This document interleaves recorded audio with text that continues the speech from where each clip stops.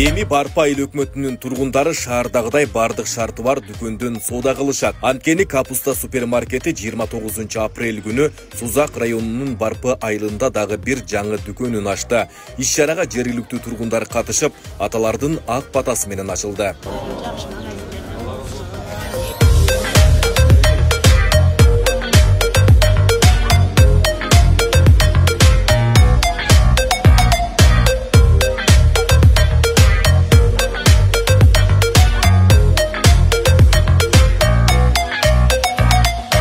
Жергиликтүү тургундар соода түйүнүндө ыңгайлуу, заманбап шарттардын түзүлгөнүнө кубанып турушат. Ошол эле учурда бардык товарлар салыштырмалуу арзан баада. Комсомол айылынын тургуну болом. Бу жерде жашайбыз. Мына бүгүн магазиндин ачылышы да келип, мына жерде патадыба кылып берип отурабыз. Кудайым ушу 1000 жылдык магазиндардан болуп, ошол жерлерде жакшы, мына элдин кызматта болсун. Жакшы содалар болсун. Кээ зарыккан нерсем үчүн шаарга барышка туура келет. Ыраазымын ушу балдар ошол жерге ачканына. Рахмат, ушу балдардын иши ийгиликтүү болсун.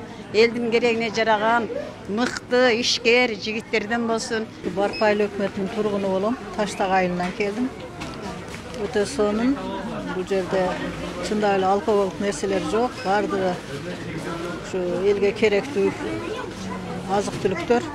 Биз буга ыраазыбыз. Баалар дагы мындай эмеге жараша, чөнтөккө жараша дегендей. Жалал-Абадта 3-чү болуп ачылган Капуста супермаркети Барпы айыл өкмөтүнүн Комсомол айылында жайгашкан. Ошол эле учурда 15 адам жумуш орну менен камсыздалган. Бул Капуста супермаркетибиз 2020 жылы пандемиядан кийин биринчи супермаркетибизди ачканбыз, микрорайон Көгартка.